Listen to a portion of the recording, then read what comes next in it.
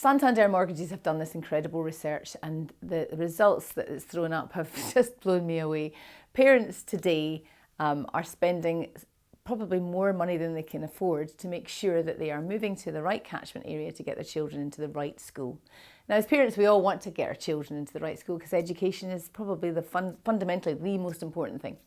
But to put your whole family and your whole lifestyle out of kilter to make that happen, by perhaps, spending more than you have, moving miles away from family or friends who perhaps could be your backup support in terms of childcare, and actually maybe downsizing or living in an area you don't even want to live is just crazy. Go and seek independent advice about your mortgage and make sure that you get a competitive rate and one that suits you, that you can afford to pay.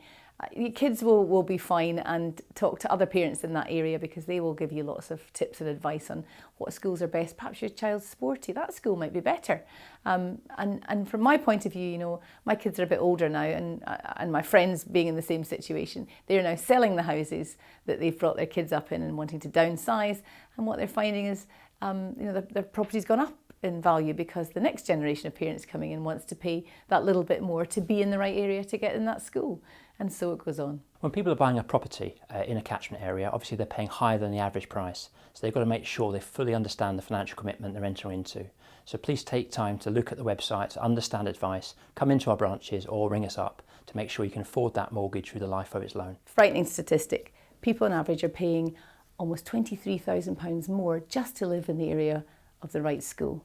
That's terrifying. Now, that's the UK, but if you were going to go into London, even worse, 3 times more. They're paying on average £71,000 more to live in that area.